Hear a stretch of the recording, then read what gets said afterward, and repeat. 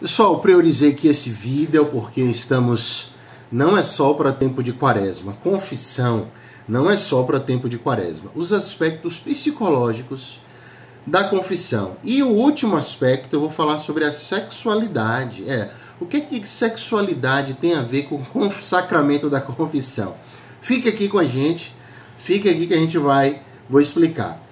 Gente, o que é o sacramento da confissão, né? Eu aqui entendo que muitos já sabem, mas alguns não sabem.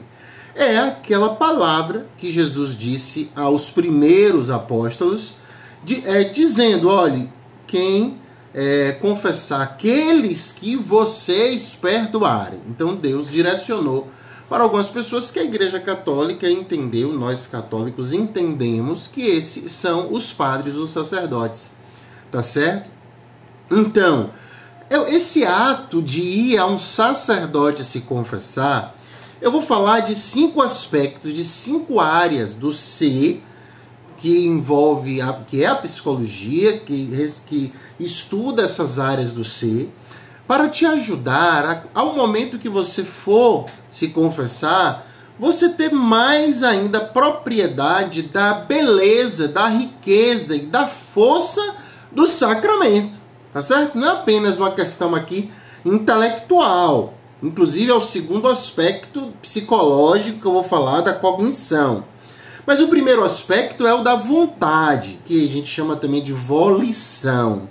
A vontade, inclusive também os místicos colocam como essa área mais central, é a área que está mais unida a Deus, né?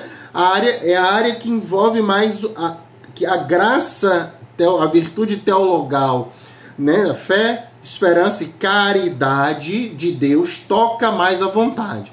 A vontade é uma área do nosso ser, podemos dizer também que é a mais em rede com todas as outras, tá certo? Enquanto a imaginação é mais superficial e pode afetar a vontade firme e educada, ela tende a afetar mais essas outras áreas que nós vamos conversar aqui.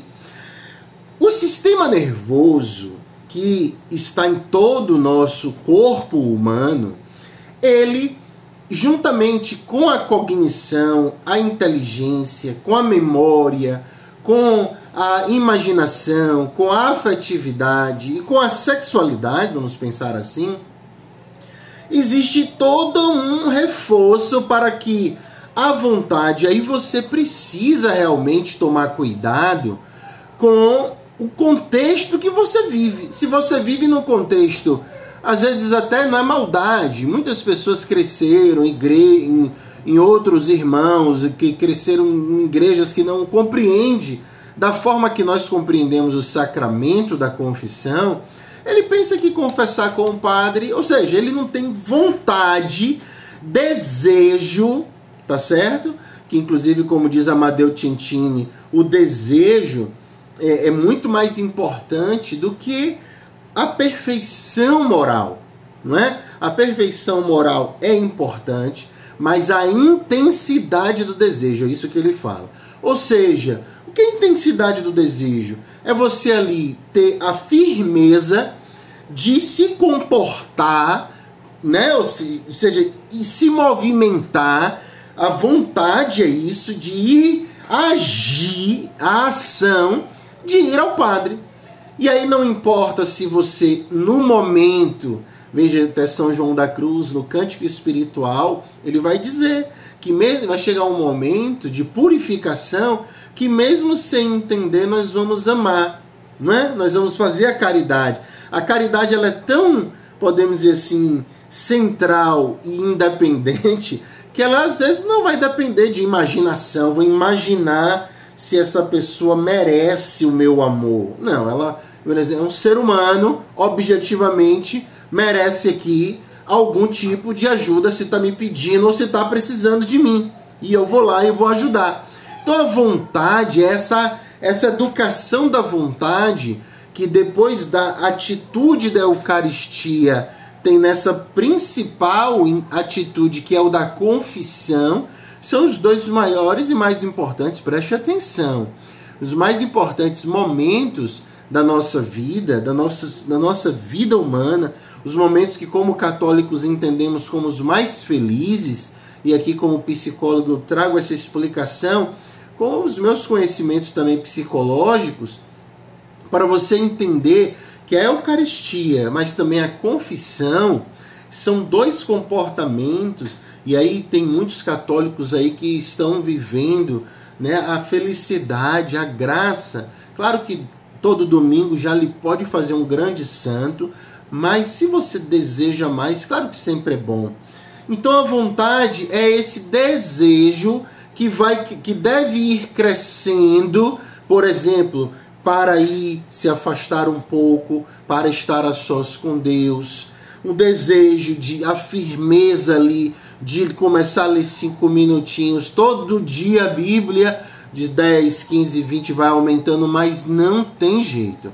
O Espírito Santo quer tocar a vontade, por isso que nunca é importante você deixar de ir para o grupo de oração, porque o grupo de oração, ele vai complementar a missa, porque a missa é uma experiência mais forte, mas o grupo de oração vai te deixar nesse complemento atualizado da importância absoluta de você ler a Bíblia um pouco todo dia, pelo método da Lexio Divina, sugestão, se você é o mais indicado por toda a igreja.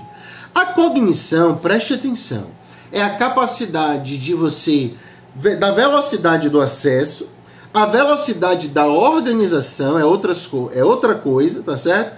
E a facilitação do registro na memória, tá certo? É a velocidade do acesso ao conhecimento, e se você acessa a pessoa inteligente, que é diferente de sabedoria. Sabedoria é uma integração da vontade com a inteligência, com a memória, tá certo? A gente vai falar de cada área dessa. E também dos afetos, isso é a sabedoria. Mas a inteligência, a cognição, é a capacidade de acessar a informação, de organizar diferentes informações. Veja que São Tomás de Aquino, ele tinha 5 secretários, e ele ditava 5 livros ao mesmo tempo na Suma Teológica, e ele, quando voltava para o primeiro secretário, ele não perguntava assim, o que é que eu estava falando mesmo? Isso não é porque ele era superdotado, podia ser, mas isso ilustra o que é a inteligência, que é a capacidade de acessar, tá certo? O conhecimento e organizar ali o conhecimento, tá bom? E também o expressar o conhecimento não deixa de ser uma potencialidade que a inteligência ajuda muito.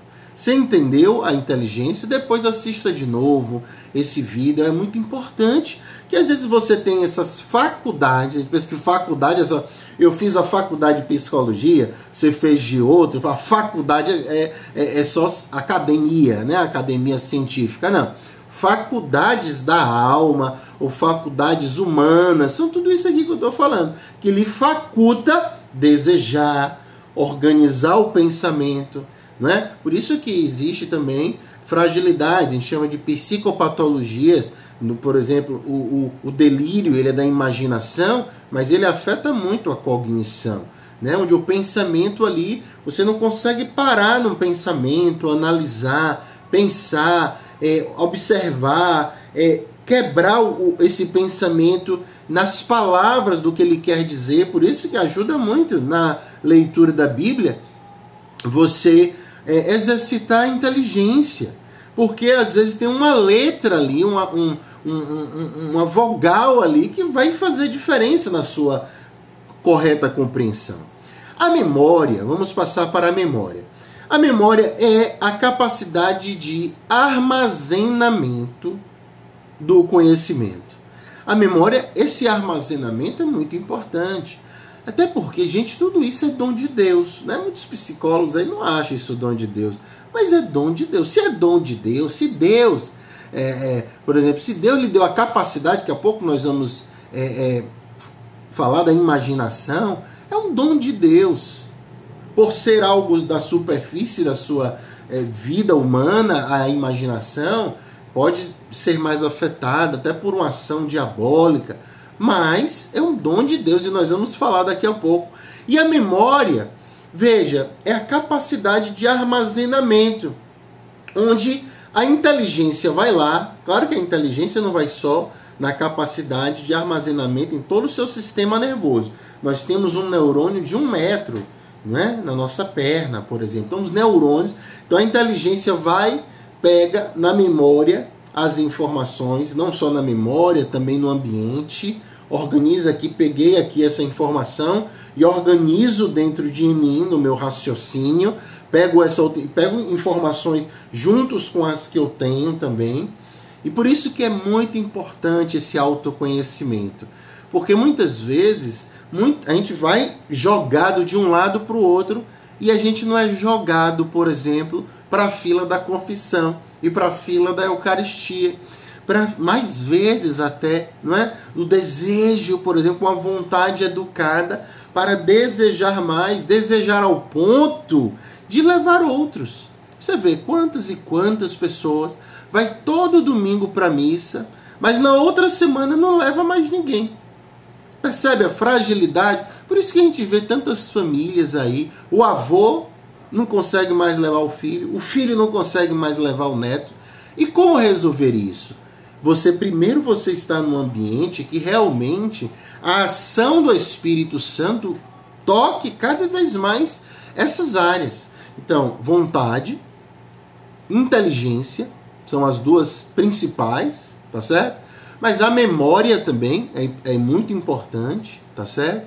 Que esse armazenamento é importante, não é? Para passar para a imaginação. Vamos lembrar da memória. Às vezes a gente pensa assim, que a memória de versículo bíblico é coisa de evangélico. Não. O memorizar um versículo bíblico, você ter ali uns 15 versículos bíblicos, principalmente querigmáticos, que são os versículos mais da raiz, do coração de Deus, o mais importante são os versículos querigmáticos, né?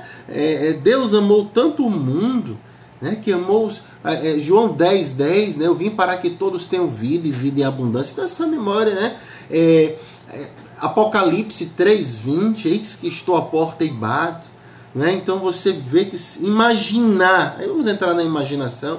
Você imagine a felicidade de você memorizar e imaginar a palavra de Deus, imaginar. E aí eu vou aqui sugerir, quando eu estava rezando por esse vídeo, uma imaginação muito importante na hora da confissão. Você, quando você for para viver o ato, a penitência, né, que o padre ele orienta, quando você for viver a penitência, você se ajoelhar e imaginar Nossa Senhora de um lado e Jesus do outro lado, algum santo seu de devoção, mas você imaginar no seu dia a dia o céu, os santos. Santa Teresa, ela disse para alguns teólogos no tempo dela, ela disse: não impeçam as almas de imaginar a humanidade de Jesus.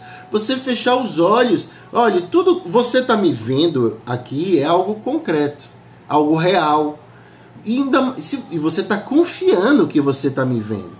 Então, confiar na presença de Deus, na imagem de Jesus, na sua vida cotidiana, isso é muito importante. Isso não é inventar, isso é um direito cristão que você tem, que você precisa exercitar. Não perca mais tempo de fazer isso. Aí Santa Teresa dizia do vazio mental. Não, a imaginação. Se imaginar Nossa Senhora quando você reza o terço, ou mesmo reza uma Ave Maria, quando você está na missa, né? Nossa Senhora é capaz ali de estar sentada do lado de cada um ali, do seu lado também, participando da missa, né? Claro que do lado ali do padre, não que ela não é sacerdotisa, né? Mas ali, Nossa Senhora, imaginar isso é importante, tá certo? E os afetos é todo esse sentimento, né, que muitas vezes pela imaginação ele é jogado de um lado para o outro, e a imaginação às vezes externa. A gente sente quando a gente vê uma coisa difícil, a gente tem uma sensação, não é? A gente sente quando a gente imagina alguma coisa. Por isso que é importante imaginar a Bíblia, o magistério da igreja, as imagens sacras. Por isso que a igreja zela tanto pela imagem. Você está entendendo? Porque imaginar as coisas santas. Claro que eu falo aqui em imaginação saudável.